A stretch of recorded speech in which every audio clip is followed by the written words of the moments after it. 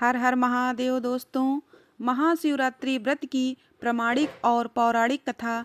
पूर्व काल में चित्रभानु नामक एक शिकारी था। जानवरों की हत्या करके वह अपने परिवार को पालता था। वह एक साहूकार का कर्जदार था, लेकिन उसका ऋण समय पर न चुका सका। क्रोधित साहूकार ने शिकारी को शिव मठ में बंदी बना लिया। संयोग से उस दिन शिवरात्रि थी। शिकारी ध्यान मग्न होकर शिव संबंधी धार्मिक बातें सुनता रहा। चतुर्दशी को उसने शिवरात्रि व्रत की कथा भी सुनी। शाम होते ही साहूकार ने उसे अपने पास बुलाया और ऋण चुकाने के विषय में बात की। शिकारी अगले दिन सारा ऋण लौटा देने का वचन देकर बंधन से छूट गया। अपनी दिनचर्या की भांति वह जंगल में शिकार के लिए निकला, लेकिन दिन भर बंदी गृह में रहने के कारण भूख प्यास से व्याकुल था। शिकार खोजता हुआ वह बहुत दूर निकल गया। जब अंधकार हो गया तो उसने विचार किया कि रात जंगल में ही बितानी पड़ेगी। वह तालाब के किनारे एक बेल के पेड़ पर चढ़कर रात बिताने का इंतजार करने लगा। बिल वृक्ष के नीचे शिवलिंग था, जो बिल पत्रों से ढका हुआ था। शिकारी को उसका पता न चला। पड़ाव बनाते समय उसने जो टहनियाँ तोड़ी वे संयोग से शिवलिंग पर गिरती चली गईं। इस प्रकार दिन भर भूखे प्यासे शिकारी का व्रत भी हो गया और शिवलिंग पर बिलपत्र भी चढ़ गए। एक पहर रात्रि बीत जाने पर एक गर्भनी हिरणी तालाब पर पानी पीने पहुंची। शिकारी ने धनुष पर तीर चढ़ाकर जो ही प्रत्यक्षा खींची। हिरणी बोली, मैं गर्भनी हूँ, शीघ्र ही प्रसव करूंगी। तुम एक साथ दो जीवों की हत्या करोगे, जो ठीक नहीं है। मैं बच्चे को जन्म देकर शीघ्र ही तुम्हारे समक्ष प्रस्तुत हो जाऊंगी, तब मार लेना। शिकारी ने प्रत्यक्षा ढीली कर दी और हिरणी जंगली झाड़ियों में लुप्त हो गई। प्रत्यक्षा चढ़ाने तथा ढीली करने के वक्त कुछ बेलपत्र आयास से ही टूटकर शिवलिंग पर गिर गए।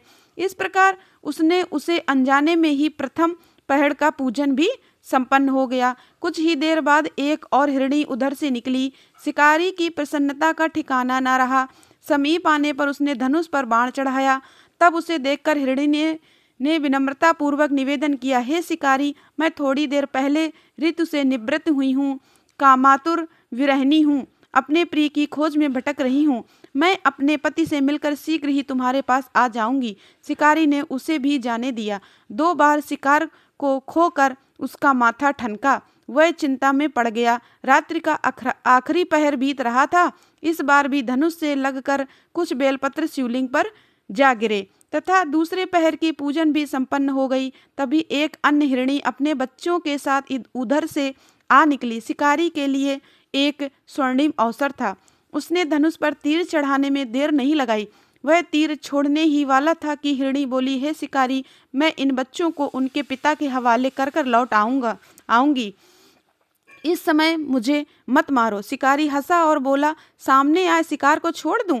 मैं ऐसा मूर्ख नहीं हूँ। इससे पहले मैं 2 बार अपना शिकार खो चुका हूँ। मेरे बच्चे भूख भूख प्यास से व्यग्र हो रहे होंगे।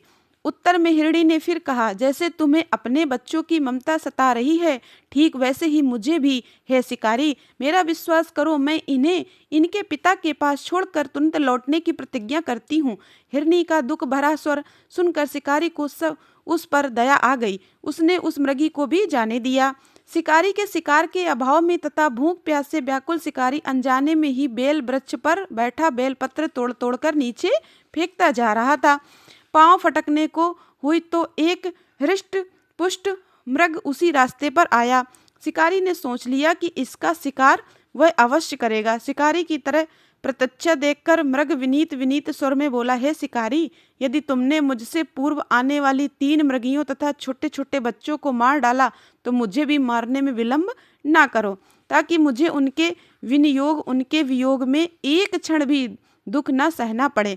मैं उन हिरणियों का पति हूँ। यदि तुमने उन्हें जीवन दान दिया है तो मुझे भी कुछ क्षण का जीवन देने की कृपा करो। मैं उनसे मिलकर तुम्हारे समक्ष उपस्थित हो जाऊंगा। मृग की बातें सुनते ही शिकारी के सामने पूरी रात का घटना चक्र घूम गया। उसने सारी कथा मृग को सुना दी। तब मृग ने कहा, मेरी तीनों पत्नियां जिस प्रकार प्रतिज्ञाबद्ध होकर गई हैं, मेरी मृत्यु से अपने धर्म का पालन नहीं कर पाएंगी। अतः जैसे तुमने उन्हें विश्वास पात्र मानकर छोड़ा है, वैसे ही मुझे भी जाने दो। मैं उन सबके साथ तुम्हारे सामने शीघ्र ही उपस्थित होता हूँ। शिकारी ने उसे भी जाने दिया। इस प्रकार प्रातः हुआ उपवास, रात्रि जागरण तथा शिवलिंग पर बेलपत्र चढ़ने से अनजाने में ही पर शिवरात्रि की पूजा पूर्ण हो गई। पर अनजाने में की ही हुई पूजा का परिणाम उसे तत्काल मिला। शिकारी का हिंसक हृदय निर्मल हो गया, उसमें भगवत शक्ति का वास हो गया। थोड़ी देर बाद जब वह मृग सा परिवार शिकारी के समक्ष उपस्थित हो गया ताकि वह उनका शिकार कर सके, किंतु जंगली पशु की ऐसी सत्यता, सात्विकता एवं सामूहिक प्रेम भावना देखकर शिकारी को बड़ी ग्लानि हुई। उसने मृग परिवार को जीवन दान दे दिया।